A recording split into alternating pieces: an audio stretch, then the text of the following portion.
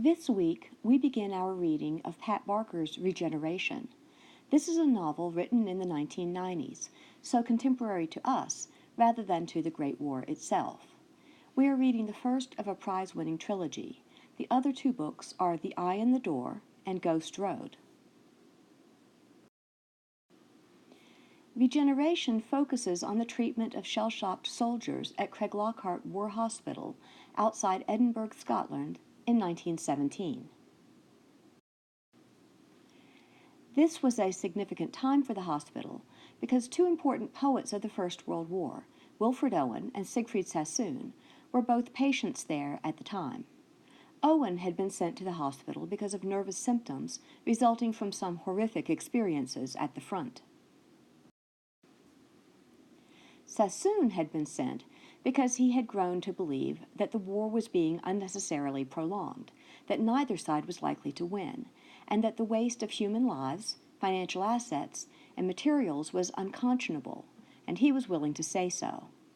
For the Army, declaring him out of his mind was better than court-martialing him, with all the attendant publicity.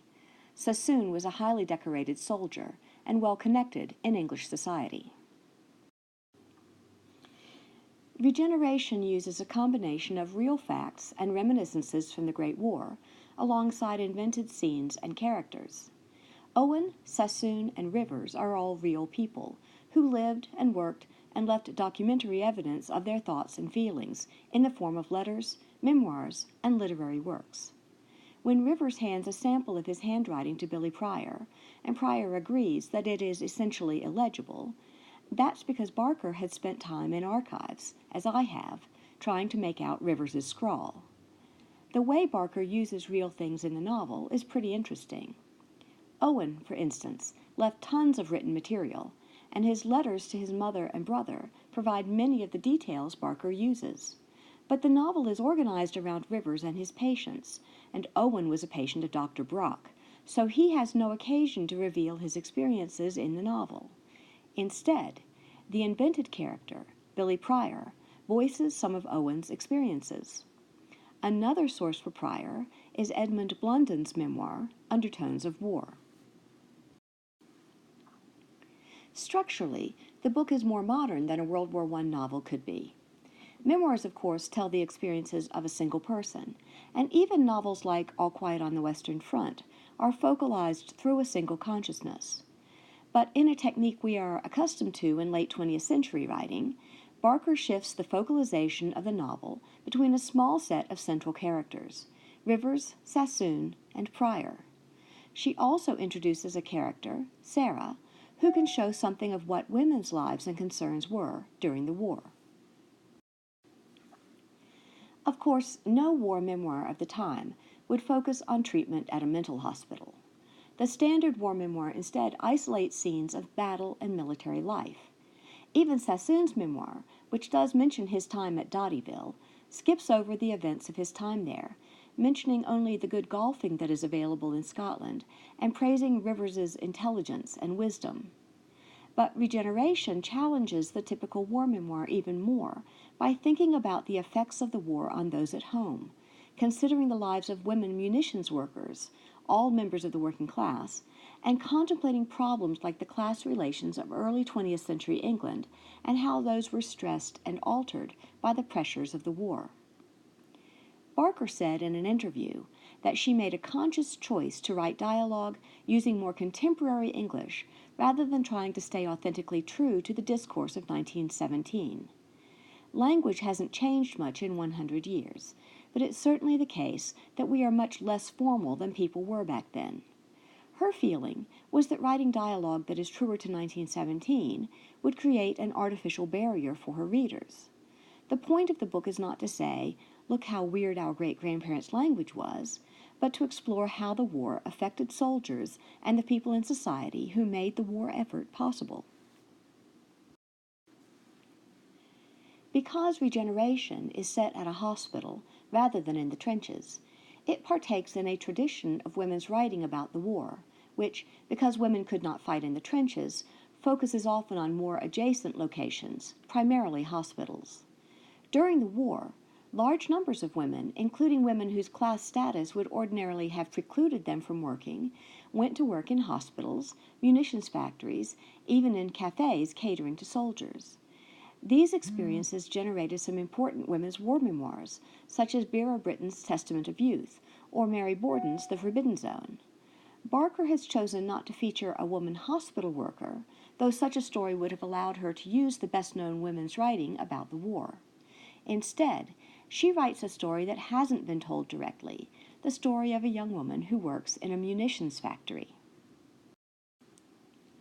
Many, many women worked in such factories during the war, the original Rosie the Riveters. But inequalities in how boys and girls were educated meant that writing was something most working-class women wouldn't think of as a way to transmit their experiences. Barker is very interested in how differences in class status or gender affect things like education and nutrition, things that have a material effect on people's lives. Billy Pryor, for instance, talks about the large numbers of men from his neighborhood who were rejected by the Army because of poor physical condition, a result of poor nutrition in childhood. Many Americans don't remember that our school lunch program was begun as a national security measure at a time when economic conditions were drawing people from farms to cities. Just as in England, American workers who dwelt in cities often could not afford adequate nutritious food for their children, and lawmakers feared that this would create the same problem England had, large numbers of potential soldiers who could not be enlisted due to their small size. England's official size cutoff was 5'3" during the Great War. Later, they added bantam battalions that accepted men who were below that height, but at least 5 feet tall. Even so, a substantial number of potential recruits had to be turned away from an army desperate for soldiers. Let's look at some of the ways Barker uses historical texts to craft her story. If you look on page 63, you will see that Sassoon woke to the sound of screams and running footsteps. The screams stopped, and then a moment or two later started again. He peered at his watch and made out that it was 4:10. Upstairs, whoever it was screamed again. He heard women's voices, and then, a few minutes afterwards, a man's voice. Rivers, he thought, but he couldn't be sure. Quaking and comfortless, he propped himself up against the iron bedhead and waited for the dawn.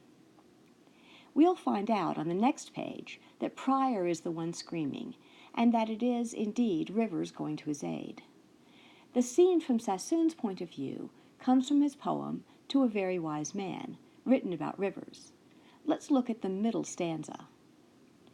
In a strange house I woke, heard overhead hastily thudding feet and a muffled scream. Is death like that? I quaked, uncomforted, striving to frame tomorrow in a dream of woods and sliding pools and cloudless day.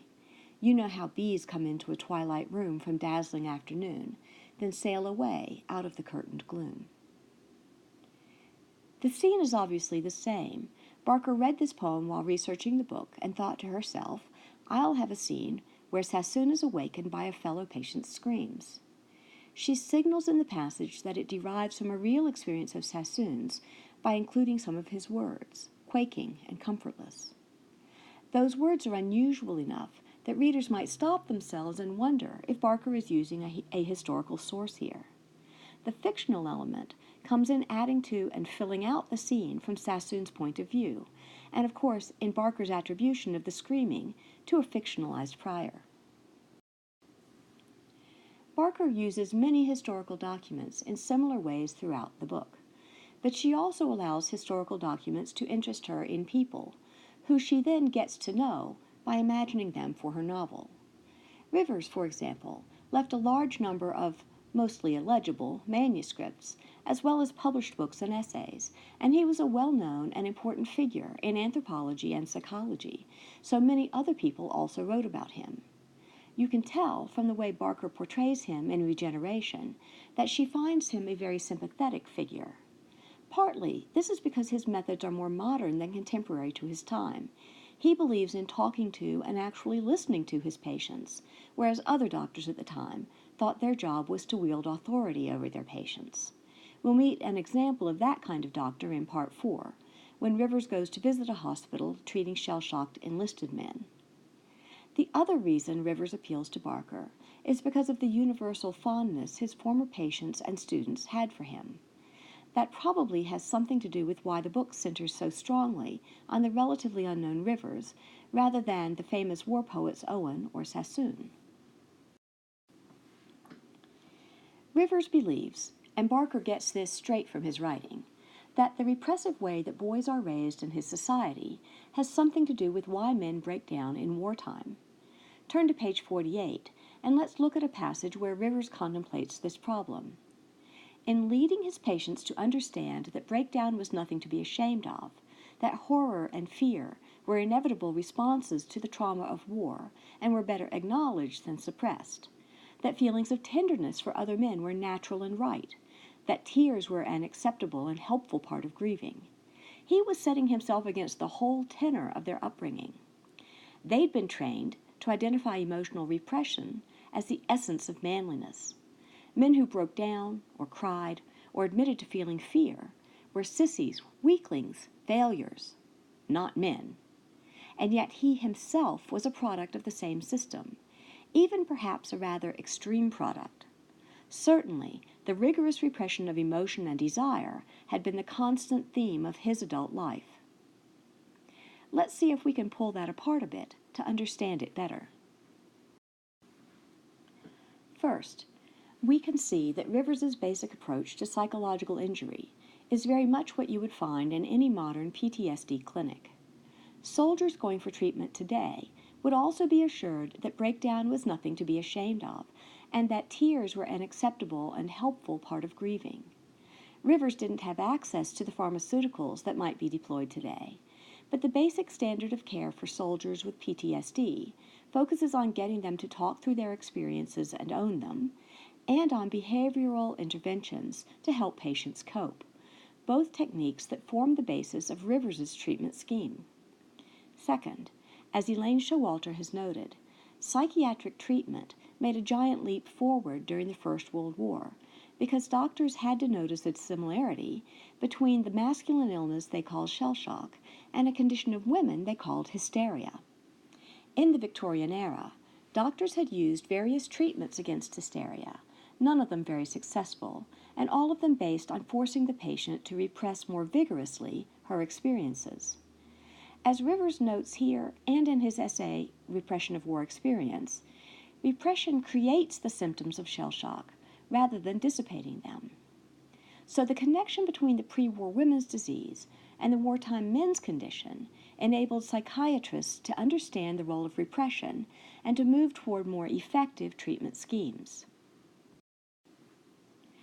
Rivers had studied color perception in Germany shortly after completing his medical degree, and he had thus come into contact with Freud's theories, which were disdained in England because of Freud's belief that most psychiatric problems could be traced back to sex.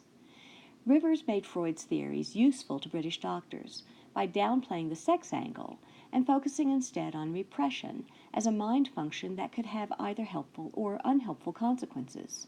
So, for instance, repression is what keeps people from saying, "Gosh, you're really stupid," to their bosses and losing their jobs.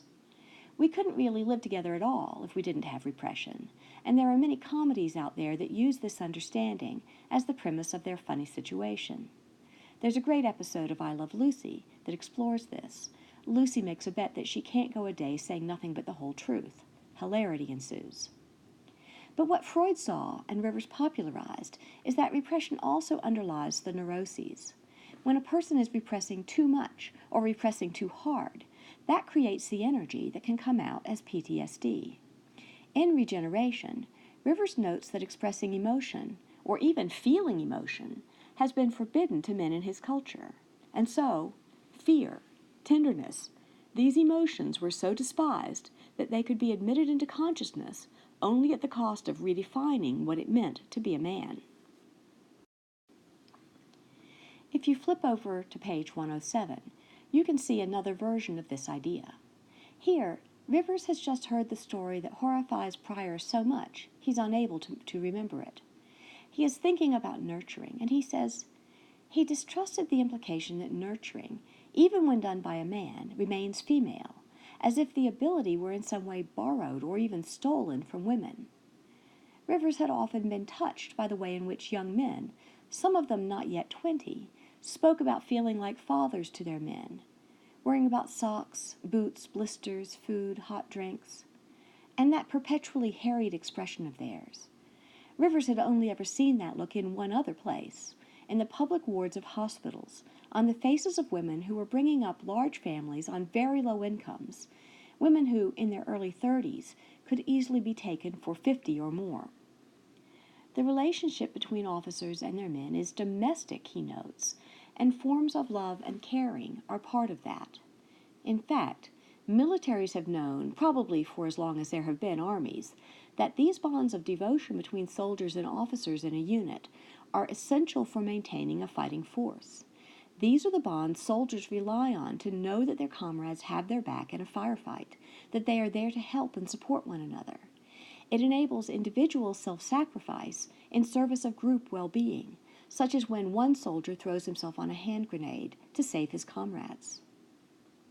Barker has Rivers think of this as a maternal or feminine connection because of the way Rivers' society can't imagine nurturing and caring as other than essentially feminine.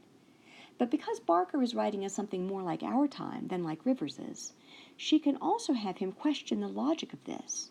If men aren't equally capable of caring and nurturing, then there was really very little hope for humanity. As you read Regeneration, be alert for moments like this that highlight the cultural shift we've experienced since the Great War. Barker is partly trying to understand her grandparents' time and partly trying to understand our own.